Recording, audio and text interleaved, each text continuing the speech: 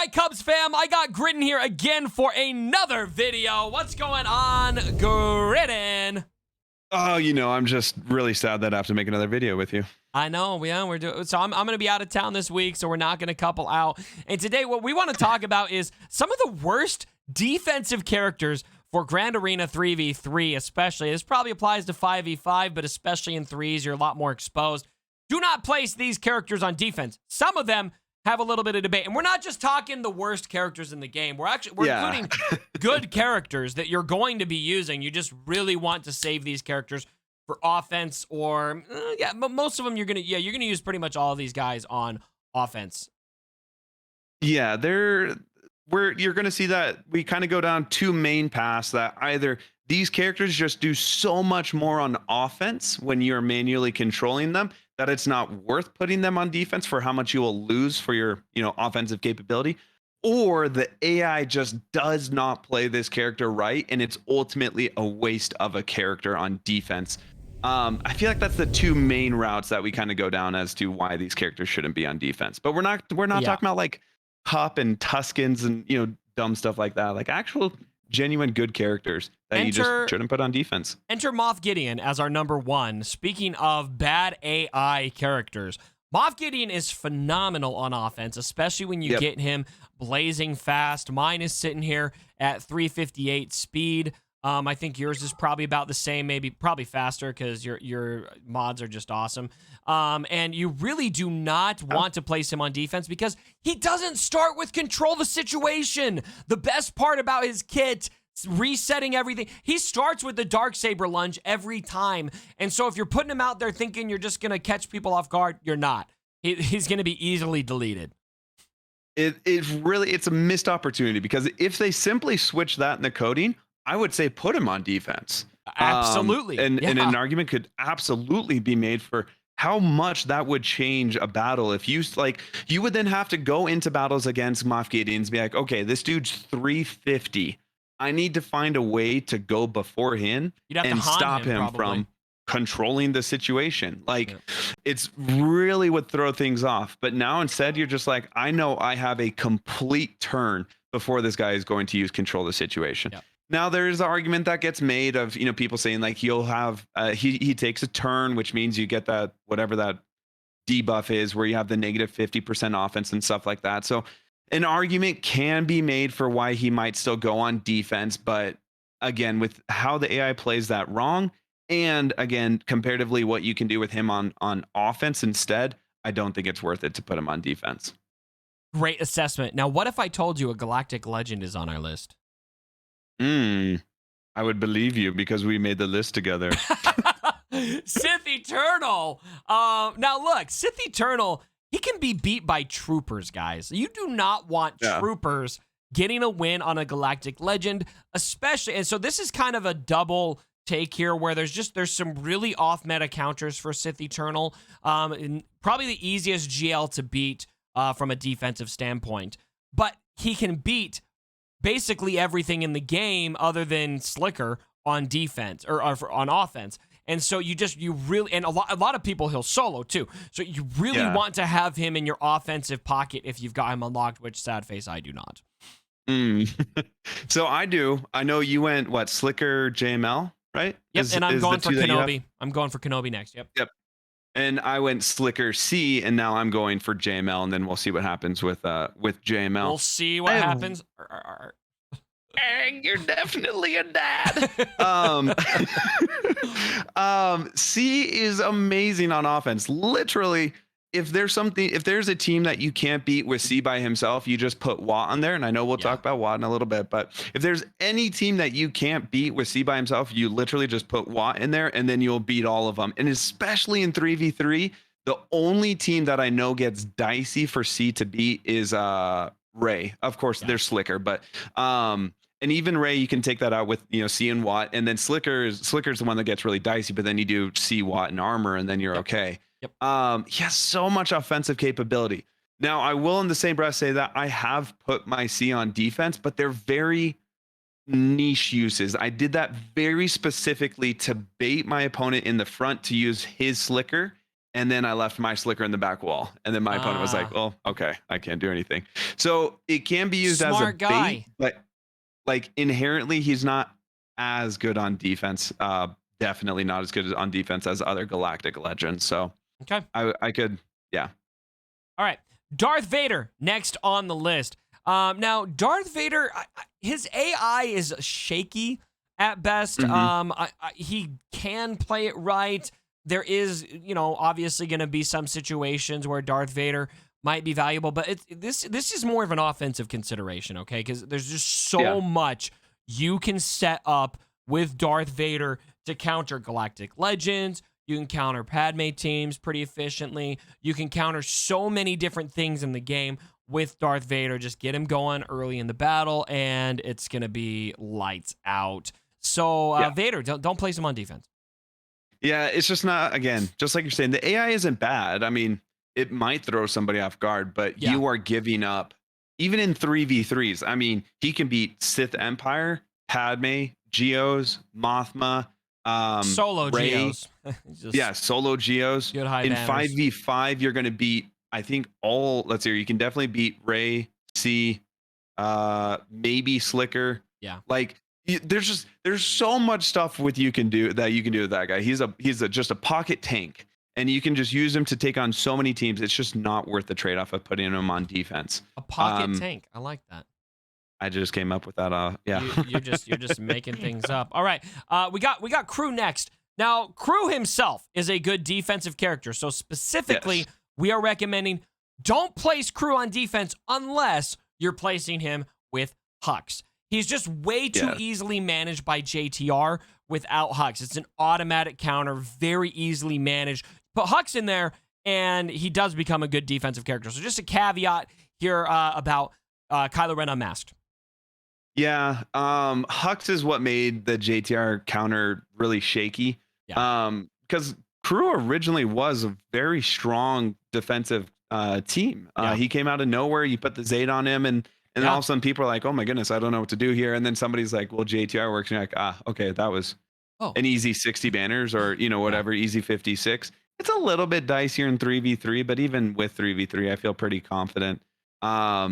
He's not going to do as much, especially without Hux. And again, the trade-off on offense, Crew is a really fun character that you can use you can beat in the right sort of team composition. You're going to beat the why am I forgetting? The Old Republic is going to be super easy. Night Sisters is a good one. That First Order, even without Hux, Crew by himself can take on the Night Sisters. You can go toe to toe with a lot of those tier B, tier C teams, like Bounty Hunters, or just any cleanup. You're going to walk away with really good banners on offense using Crew and a couple of First Order because of how much protection recovery they have. If you're not planning on putting a really good one on defense, it's almost like, I don't think that should really go on defense. You could do a little bit more with that on offense. He can be used too as a decent GL counter for Kylo Ren Unmasked, or for Slicker, in a team that utilizes Vader, and Crew absorbs that first hit, and then you're able to get things going with Darth Revan. And so there's a lot of offensive use for Crew as well. Next up, we got Thrawn. Now look, Thrawn's AI is, well, definitely don't place him as a leader. His AI, his kit's pretty simple. This is more offensive use. It's just he's the ultimate counter for everything. Fracture on offense is just something, in my opinion, you just have to have on offense. You do not want to leave this guy on defense. Yeah, similar sort of bucket as like Darth Vader, of just the amount of things that you can do with this guy on offense. It's like, why put him on defense? Especially, like you said, especially in lead. Half of that game is them just using the leadership ability. Nobody's doing anything. They're just over there like, sweet. And they just don't do anything for half of the match. Absolute waste of a team. Buttons! But on offense, you're countering Galactic Legends. You can put him in pretty much any team. So even if you don't have like a specific use for him, just throw him in somewhere, and you can get protection. You get all the protection back, and you get those banners back, and then you fracture somebody that you need to, and you just use them all over the place on offense. Just not a solid defense tune. Yeah, definitely not solid. All right, next up, we got Treya on the list. Now, this was your recommendation. I really like this. Treya used to be probably pretty good on defense. She's got a lot of use in countering all of those assist-heavy teams, of course, on offense. Why else do you like Treya here on this do not place on defense list? I feel like Treya is kind of this sort of blanket character that, I mean, she was a raid character. At one point, she was the top meta team in Arena prior to, Galactic Legends and Sith Empires Back and all in the that stuff. It day took when I Jedi was Knight playing Revan to kind of Swagger take her with down. Treya lead. And even, go ahead. I was just joking around. Because you were in the zone. The what? You were in the zone there on your team. I was. I'm over here just making jokes. Focused. She can do so much stuff on offense. She's a really solid tool. It's not like she's bad on defense. Like the AI is going to be okay with her, because it's kind of. I mean, the kit can be complicated, but the AI is probably not going to isolate the wrong person, or probably not going to isolate the right person. And I mean, I'm sure it'll catch somebody off guard type of thing. It's not like it's a bad defense team, but again, the trade-off of what you can do on offense, even if you don't need to use like the Treya triumvirate, so to speak, like together, Treya and Sion are going to counter Geos, like just them two. Nihilus, if you need it, like worst comes to worst. If you don't need to use them, take Sion and Nihilus and put them with an EP and use that as a separate team. You can use Treya underneath like a Vader lead for Galactic Legend counters. You can use Treya underneath a Vader lead to counter Slicker. You can use Treya or the Triumvirate underneath all sorts of different teams. That's going to help you beat your Padmes. It can beat CLS. It gets dicey, but you can beat CLS with it. There's just some of those like nice, like kind of maybe bottom of the rim, like tier A teams, but pretty much every tier B team and down, it's going to beat, even with just a 3-man. So there's a lot of offensive capability for you to have a lot of banners, and to underman a lot of teams. And you're going to beat solid teams with it with just 3 people or, 5 people at most, but it can take out so many teams on offense. I feel like I don't know if it's worth the trade-off to put it on defense. I think it's one that can be up for debate. I've seen it placed on defense. Personally, I've never struggled against it, but that's kind of situational. So, speaking of debate, we got Watan Bor here on this list. I disagree with this.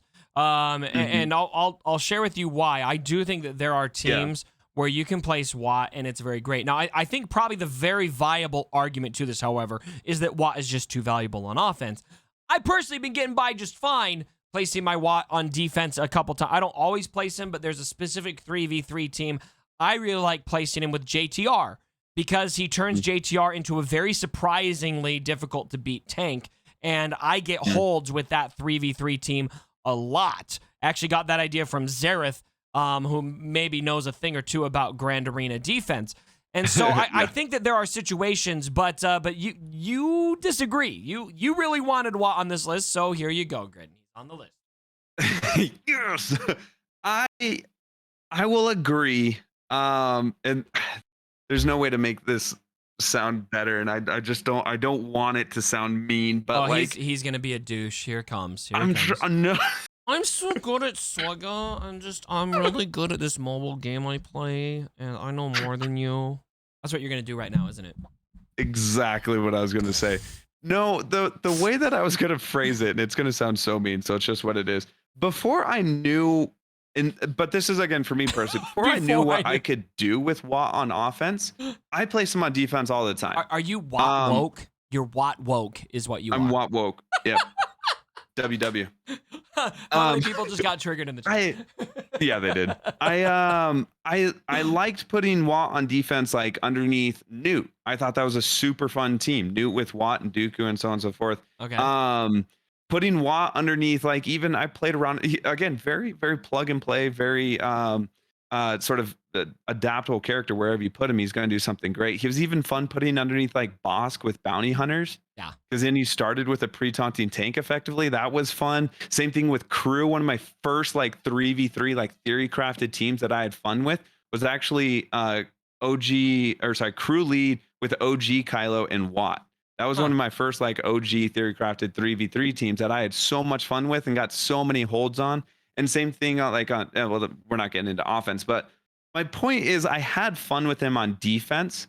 But once I discovered that I could I could use Watt simultaneously, basically with any team, or similarly with any team that I wanted on offense, Yeah. to make that team either walk away with maximum banners or beat these incredible teams. So again, Vader, the fact that I could put a Vader lead with Watt and start beating Galactic Legends, I know it can work without it, but it's like way more dicey.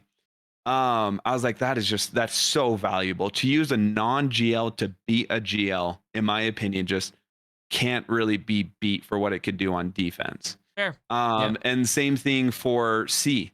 If there's any team, we kind of talked on this earlier, if there's any team that my C can't already solo, I put C with Watt and I can solo all of them. Yeah. I can do just C with Watt to beat any JML comp, any Ray comp, or any other team that, or even just like other C teams out there. Like, I feel like that is just so valuable to have one character be that influential for offense.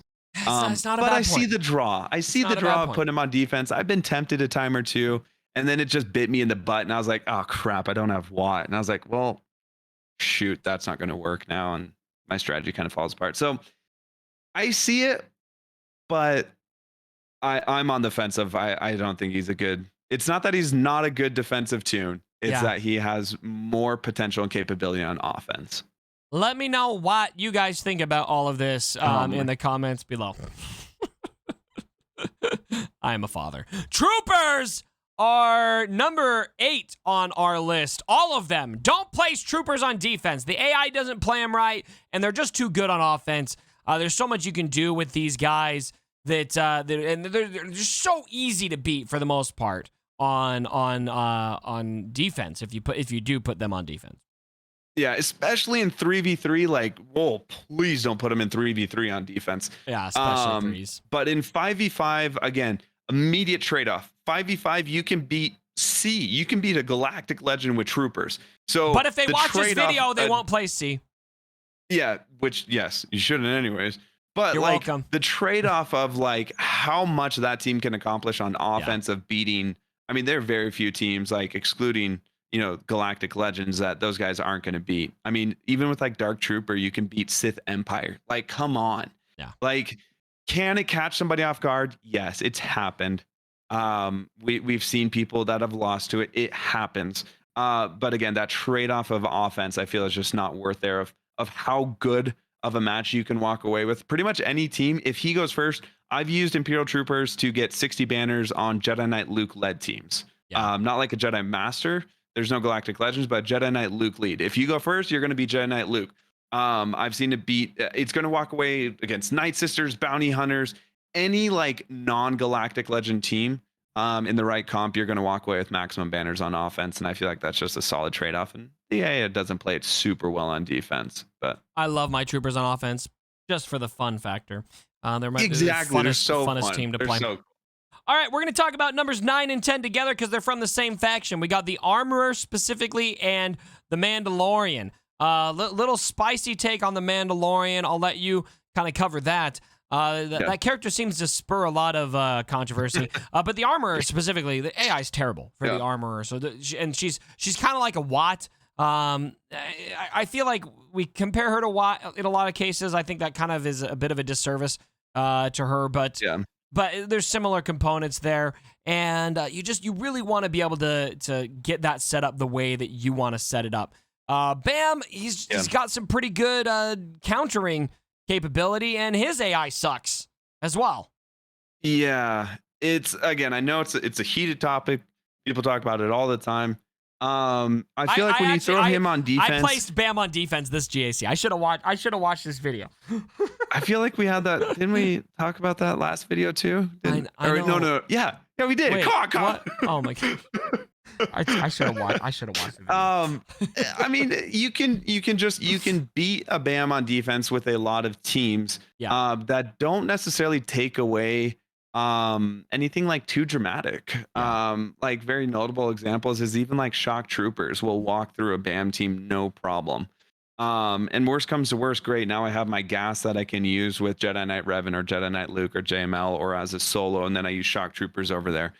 Imperial Troopers are another one. Imperial Troopers can get through Bam. Like, there's a lot of teams that can counter a Bam. He doesn't play right on defense. The AI is really weird and terrible. He does whistling uses birds the whistling birds wrong. too quick, blah, blah, blah. But on offense, the capability, again, I know it's a debated and heated topic, but Bam on offense, you can beat teams like Sith Empire. You can even beat Jedi Master Luke.